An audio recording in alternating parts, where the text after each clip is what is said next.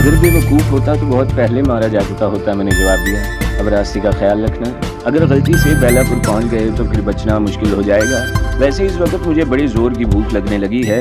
अपनी ज़ंबील में से कोई चीज़ निकाल कर दो खाने के लिए। बेला ने थैला खोल लिया। थैले में कुछ और चीज़ें भी थीं, लेकिन मुझे बेसन वाली रोटी पसंद आई थी। इस वक्त भी बेला ने मुझे वो रोटी ही दी थी, जिसे मैं मज़े लेकर खाने लगा। बेला भी वही रोटी खा रही थी। ये भी बगैर छत की खुली जीप थी। तेज़ हवा सामने से टकरा रही थी।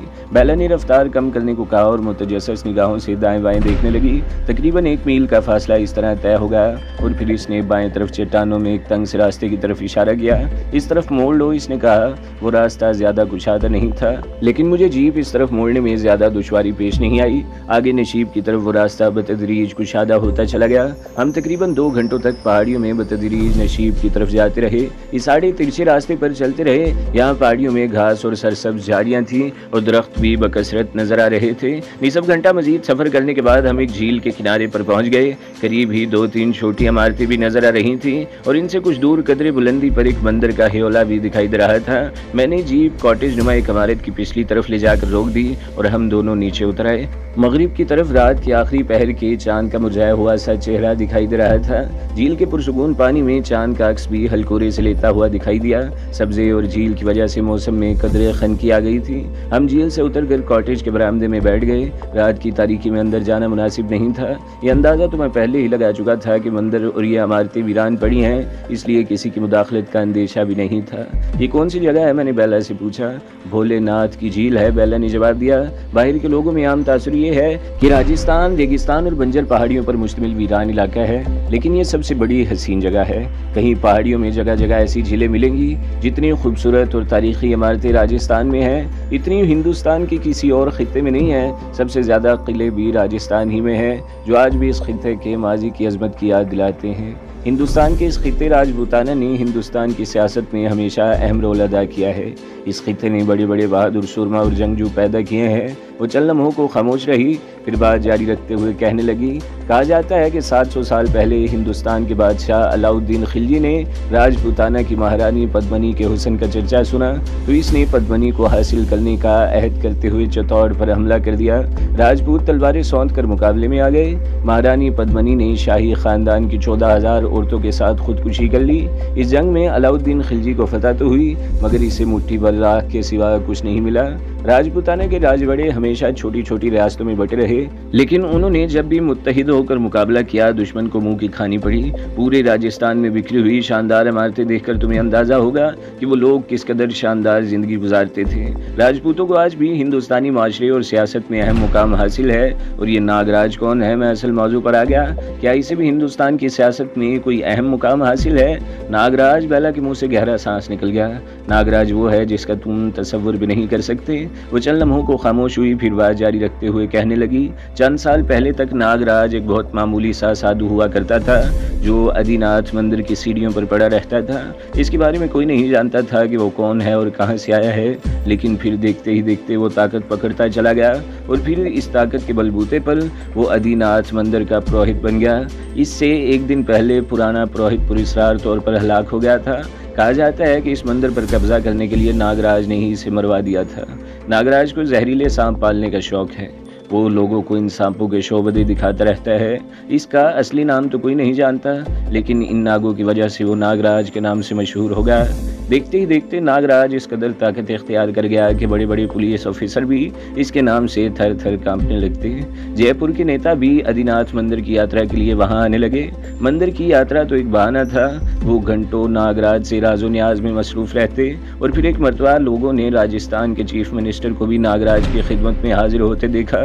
राजस्थान के तमाम नेता और वजीर इसके इशारों पर नाचते हैं और फिर चंद साल पहले मुल्क की अहम तरीन शख्सियत को नागराज के चरणों पर झुकते देखकर लोग हैरान रह गए।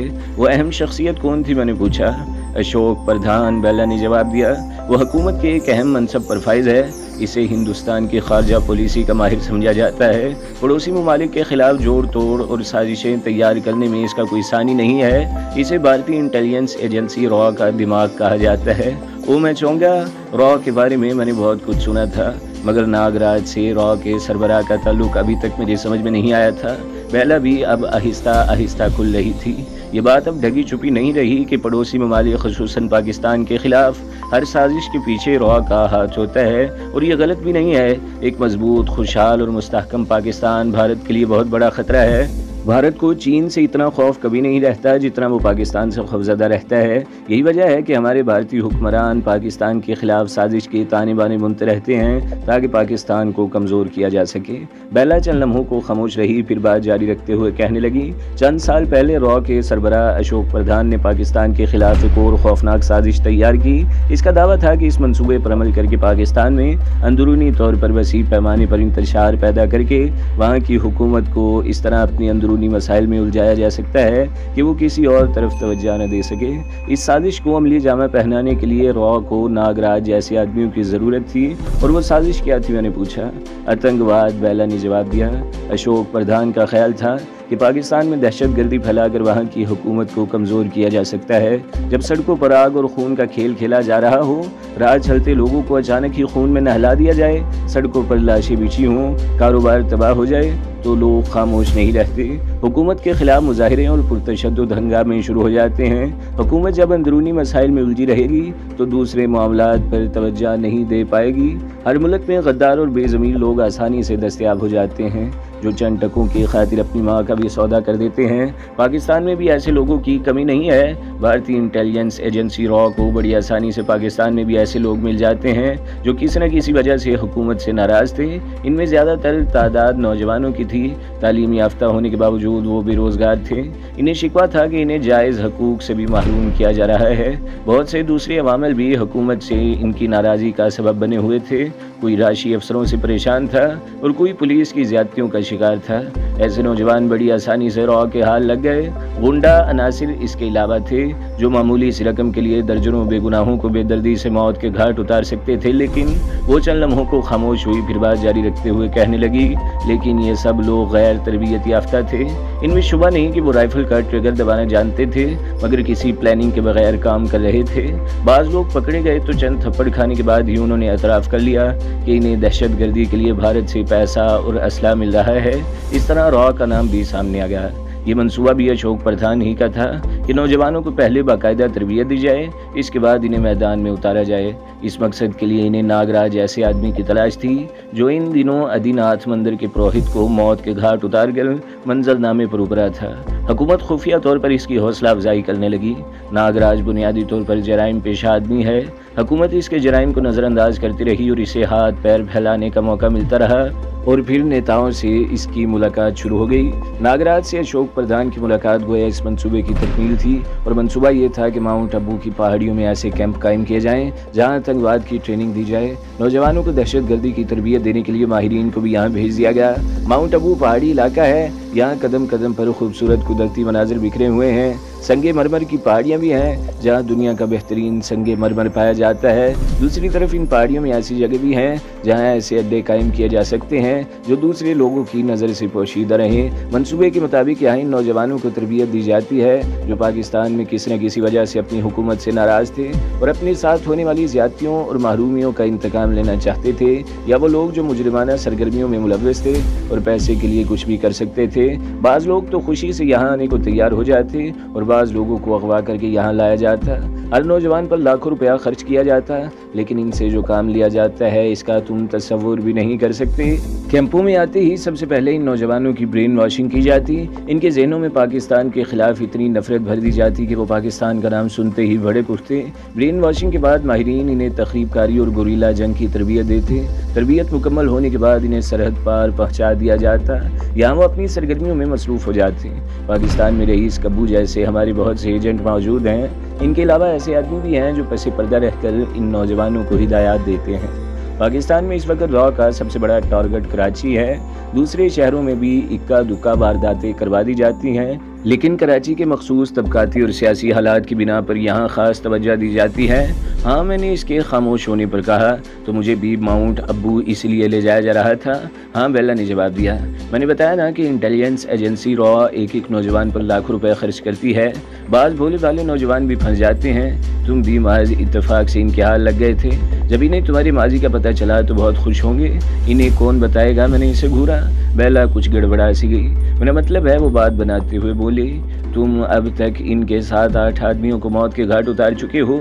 वो तुम्हें हर कीमत पर तलाश करने की कोशिश करेंगे।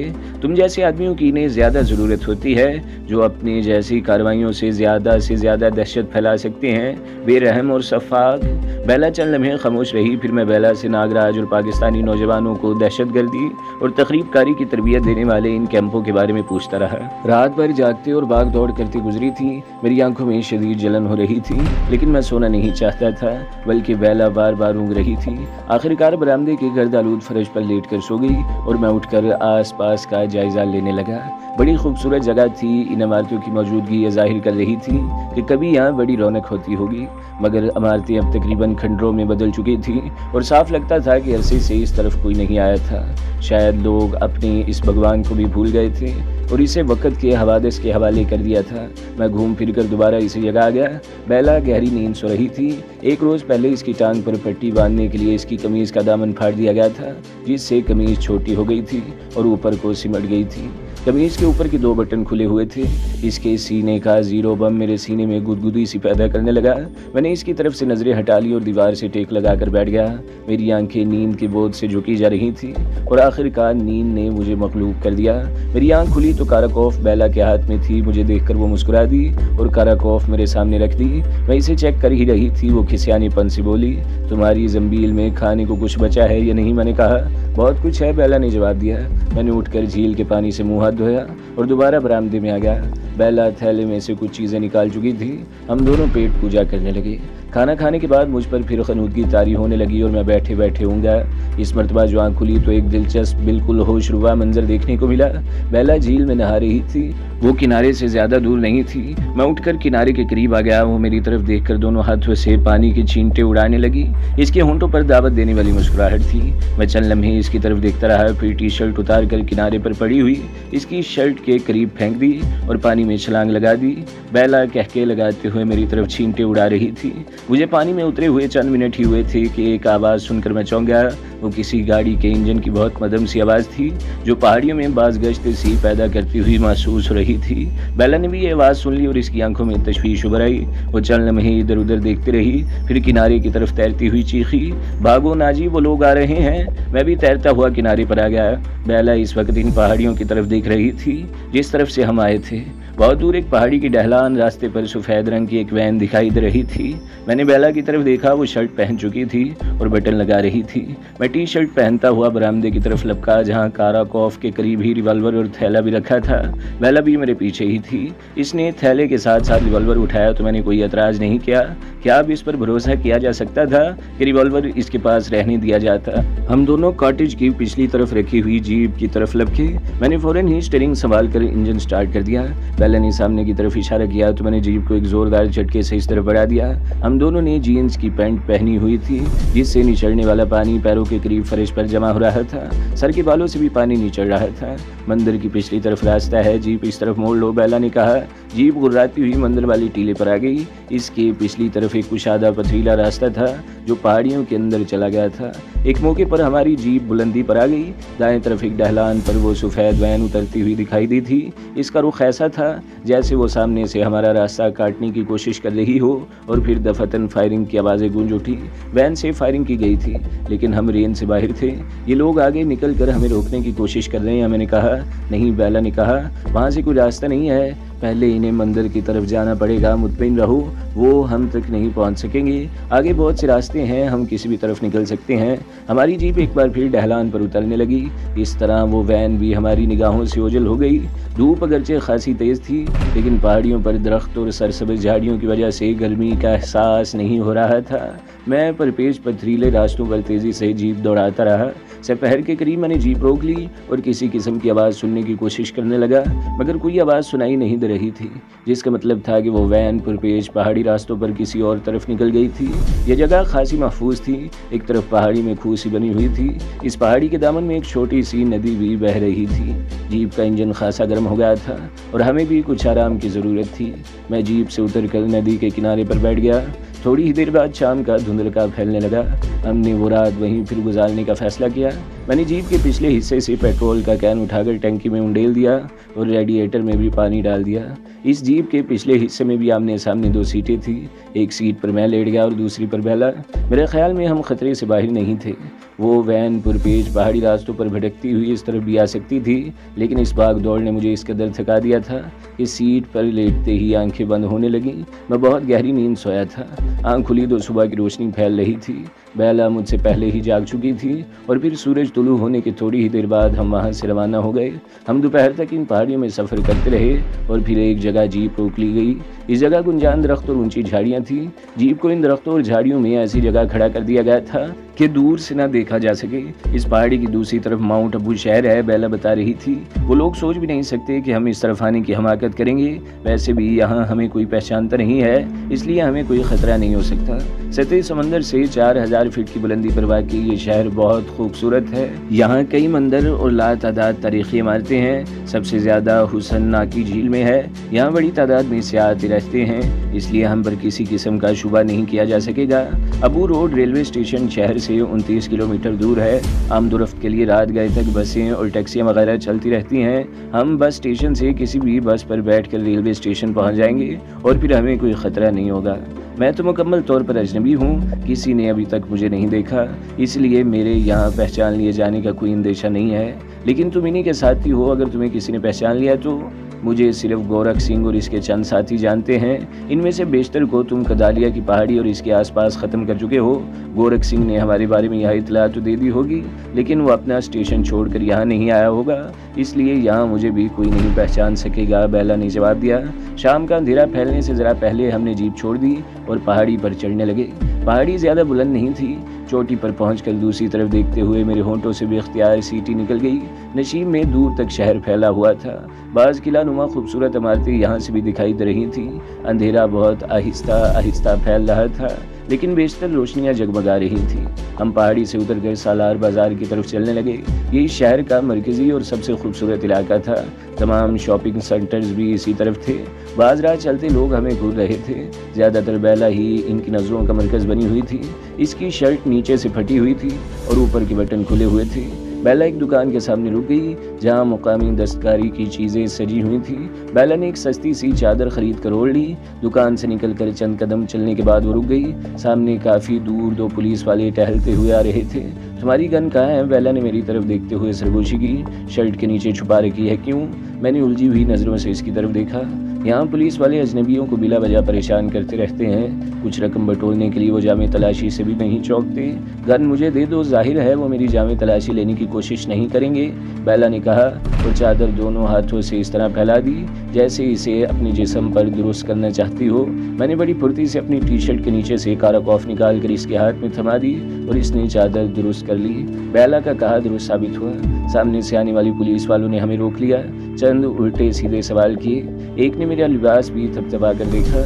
वो बेला को खा जाने वाली नज़रों से घूरते तो रहे थे, लेकिन इसके जिस्म को हाथ लगाने की कोशिश किसी ने नहीं की थी। पुलिस वाले आगे बढ़ गए और हम अपने रास्ते पर चल दिए। अगर काराकॉफ मेरे पास होती तो यकीनन पकड़े गए होते या मार धाड़ शुरू हो जाती।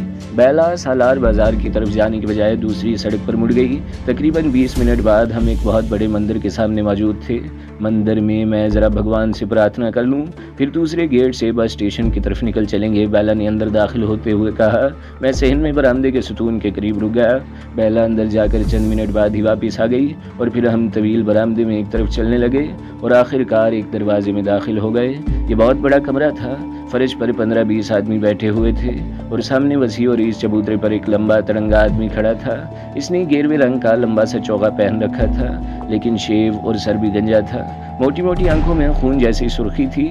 इसके गले में 2-3 मालाएं थीं। मैं कांप उठा। वो स्याह कोबरा था जो मुसलसल हरकत कर रहा था। इस शख्स के चेहरे पर बेपनाह सफाकी थी। इसके साथ एक छोटी मेज़ रखी हुई थी जिसके एक खूबसूरत पिटारी रखी हुई थी और मेज़ के वस्त में दूध से भरा हुआ शीशे का प्याला था। वो शख्स संस्कृत जुबान में कुछ कह रहा था, फिर इसने झुककर पिटारी का ढक्कन उठा दिया। एक खौफनाक किस्म का सांप फन फैलाए पिटारी से बरामद हुआ और रिंगता हुआ प्याले से दूध पीने लगा। दूध पीने के बाद वो सांप फिर पिटारी में चला गया। इस शख्स ने पिटारी का ढक्कन बंद कर दिया, दोनों हाथों से दूध का प्याला उठाकर होंठों से लगा लिया। वो एक ही सांस में सारा दूध पी गया और खाली प्याला मेज पर फेंक दिया। ये नागराज है, बेला ने मेरी तरफ झुकते हुए सरगोशी की। अब ये भाषण देगा हमें। इसके सामने वाले दरवाजे से बाहर निकलना है। इन आदमियों के करीब फर्श पर बैठ जाओ। हम आहिस्ता आहिस्ता खिसकते हुए दूसरी तरफ निकल जाएंगे। न जाने क्यों मेरा दिल की धड़कन तेज होती जा रही थी। मैंने एक नज़र नागराज की तरफ देखा और आगे बढ़कर फर्श पर बैठ गया। बेला भी मेरे करीब ही बैठ गई। नागराज भाषण शुरू कर चुका था। इसका मौजू पाप और पुण्य था। फिर वो जुल्म के खिलाफ बोलने लगा, फिर अपराध की बातें होने लगी। वो बार बार मेरी तरफ भी देख रहा था। लगता था जैसे बराह रास्त मेरे अंदर झांकने की कोशिश कर रहा हो। अगर बेला मुझे पहले इसके बारे में सब कुछ न बता चुकी होती तो मैं इसकी बातों से ज़रूर मुतासिर होता। हम सब अपराधी हैं, वो कह रहा था। अपराध हमारे मन में है। जब तक हम अपने मन को दर्पण की तरफ नहीं करेंगे अपराध ख़त्म नहीं होगा। इसके लिए संघर्ष की ज़रूरत है।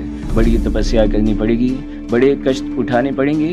वो चंद लम्हों को खामोश हुआ, फिर बोला, मगर हम दूसरों को धोखा देते हैं, फरेब देते हैं। दूसरे हमारे बारे में हमसे ज़्यादा जानते हैं। कोई अपराधी छुप नहीं सकता। इस लम्हे भी हम में एक अपराधी मौजूद है। मगर मेरे दिमाग में धमाके से होने लगे। मैंने बेला को कोहनी मार कर इशारा किया और उठकर दरवाजे की तरफ चलने लगा। बेला भी अपनी जगह से उठ गई। दूसरे ही लम्हे वो उछल कर मेरे सामने आ गई। इसने चादर जिस्म से उतार कर फेंक दी और मुझे कारकोफ राइफल की जद में लेते हुए चीखी, नागराज, यही है वो अपराधी जो अब तक कई आदमियों की हत्या कर चुका है। यही है वो पखंडी जिसकी तलाश में तुम्हारे आदमी मारे मारे फिर रहे हैं। मैं अपनी जगह पर बेहिस्सो हरकत होकर रह गया। दिमाग सुन्न हो गया। रगों में खून मुंजमद होता हुआ महसूस होने लगा और मैं पथराई हुई नज़रों से बेला को देखता रह गया। तो दोस्तों, अगली किस्त सुनने के लिए हमारे चैनल को ज़रूर सब्सक्राइब करें, वीडियो को लाइक करें और बेल के आइकन पर भी क्लिक कर दें ताकि हर जो आने वाली वीडियोज़ हैं वो आपको सबसे पहले मिलती रहें।